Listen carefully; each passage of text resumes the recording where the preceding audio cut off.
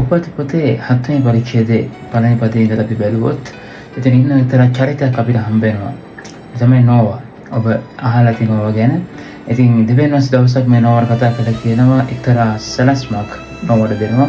ඒක තමයි ඔහුට කියනවා අලුත් දෙයක්. ඒ කියන්නේ නැවක් සාදන්න කියලා. එතකොට කවුරුත් ලෝකේ නැවක් හදලා තිබුණේ නැහැ. නෝවාට අවශ්‍ය කරන දිග බලලා දීලා අවශ්‍ය කරන සලස්ම දීලා ඒක හදන්නේ මොනවාගෙන්ද මේ හැම විස්තරයක් එකම දෙවියන් වහන්සේ නෝවාට කතා කරලා කියනවා මේ නැව හදන්න පටන් ගන්න නැව ආරම්භ කරන්න. මොකද දවස් 40ක් රැ 40ක් සදාවල් 40ක් මේ පොළොවට වහින්න යනවා. ඔයා ඒ නැව හදලා ඔයායි වාගේ පවුලේ අයයි සහ සියලු සතුන්ගෙන් දෙදෙනා ගානේ ඒ නැවට ඇතුල් කරන්න. ඒ දවස් 40 ඇතුළත ඒ වර්ෂාව නිසා මුළු ලෝකයේම ජලයෙන් වැසෙන්න යනවා. ඒට කලින් ඔබ ඒ නැව සාදන්න කියලා නෝවාට කතා කළා කියලා. නෝවා මොකද කරන්නේ? නෝවා මෙතෙන්දී දෙවියන් වහන්සේත් එක්ක ප්‍රශ්න කරන්න ආගිව් කරන්න කියන නෝවා මේ සැලැස්මට අවනත වෙනවා. දෙවියන් වහන්සේ දුන්නු සැලැස්මට ප්‍රීකරු වෙනවා. නෝවා මොකද කරන්නේ? ඔහු නැව ගොඩනගන්න පටන් ගන්නවා. නැව සාදන්න පටන් ගන්නවා. right? එතකොට නැව සාදලා ඒගොල්ලෝ වර්ෂ ගානක් ගියා.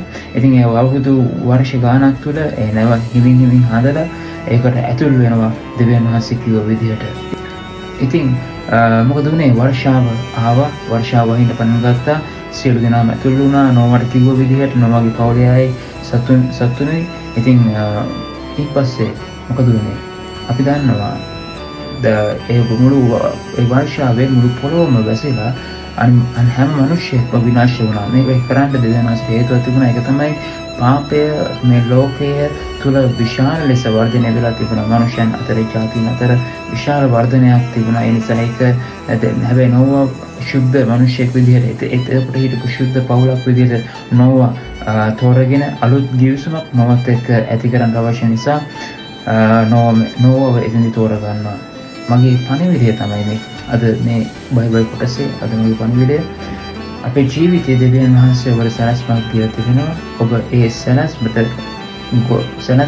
එකක් තමයි ගොඩනගන්න අවශ්‍යයි. අනිත් දේ තමයි ඒ සැලැස්මට ඇතුල් වෙන්න අවශ්‍යයි. මේ වර්ෂය තුළදී අපිට තිබෙනවා දෙවියන් වහන්සේ අභියෝග දෙකක් දෙනවා. එකක් තමයි ඔබ සැලැස්ම ගොඩනගන්න, ඒ වගේම සැලැස්මට ඇතුල් වෙන්න අවශ්‍යයි.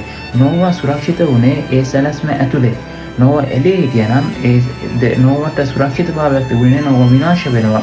ඔබ දෙවියන් වහන්සේගේ සැලැස්මෙන් ඔබ කිසිමෙක් විදිහට ඔබ දෙවියන් වහන්සේගේ සැලැස්මෙන් පිටත ඉන්නවා නම්, දෙවියන් වහන්සේගේ කැමැත්තෙන් ඔබ එළියේ ඉන්නවා නම් ඔබේ ජීවිතයට ඒ බලපෑම ඒ අවදානම තිබෙනවා. එනිසා මේ කාලෙදී මම ඔබට කතා කරන්නේ ඒ දෙයයි. ඔබ දෙවියන් වහන්සේගේ සැලැස්ම තුලද උන්වහන්සේ කැමැත්ත තුලද සිටින්නේ? එහෙම නැත්නම් මම එළියේද ඉන්නේ? right? එනිසා ඔබ සුරක්ෂිත ස්ථානයේ ගොඩනගන්නේ දෙවියන් වහන්සේගේ සැලැස්ම තුලයි. ඔබ ගොඩනගන්නේ සහ ඇතුළු වෙන්නේ බවට පත් වෙන්න ඕනේ මේ වර්ෂයේදී. සහ මෙතෙන්දී මුළු පවුලම දෙවියන් වහන්සේගේ එළිදරව්ව ලැබුවේ නෝවා විතරයි. එනිසා ඔබේ පවුලේ ඔබ එක්කෙනෙක් ඉන්න පුළුවන්. ඔබ නෝවා කෙනෙක් වෙන්න අවශ්‍යයි. ඔබේ පවුලේ. මොකද ඔබේ පවුල පෙළගස්වන්න අවශ්‍යයි මේ වර්ෂය තුලදී දෙවියන් වහන්සේගේ සැලැස්මට ඇතුල්ව වැඩ කරන පිණිස. right? ඉතින් එහෙම වුණොත් ඔබ සුරක්ෂිත වෙන්න යනවා සහ දෙවියන් වහන්සේ ඔබ තුලින් අලුත් කිවිසුමක් ඔබ සමග තබන්න යනවා. දෙවියන් වහන්සේ ඔබ සමග කරන්න යනවා. ඉතින් ඇතුල් වෙන්න ගොඩනගන්න වෙන්න දෙවියන් වහන්සේ සැලැස්ම තුල සුරක්ෂිතභාවය ඔබට තිබෙනවා. දෙවියන් වහන්සේ සැලැස්ම තුල ඔබට රැකවරණය තිබෙනවා.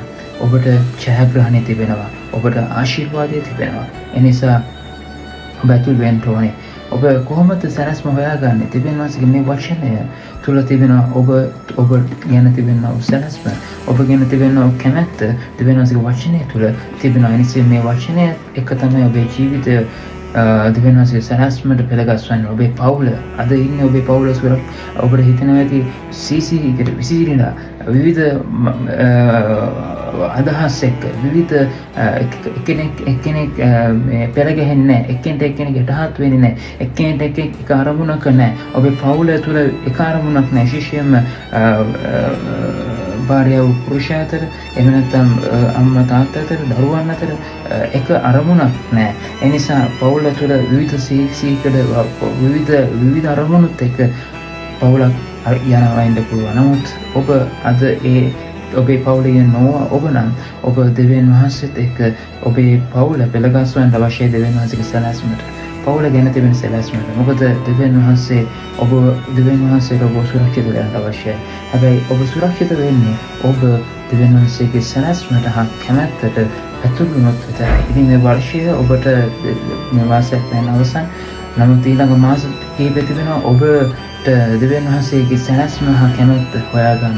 මේ වර්ෂය ඔබ තුලින් කරන්න යන සහ ඒකට ඇතුළු වෙන්න. ඒකෙන් එළිය පිටත ඉඳලා ඔබ විනාශ වෙන්න යන්න එපා.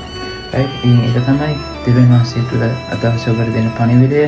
ඔබ නොවමෙන් ඔබේ දෙවියන් වහන්සේගේ සැලැස්ම ගොඩනගන්න ඊට ඇතුළු වෙන්න. ඔබට ජේසුස් පිටයි දෙවියන් වහන්සේ ආශිර්වාද කරන සේක්වා. Life Up Motivational Ministry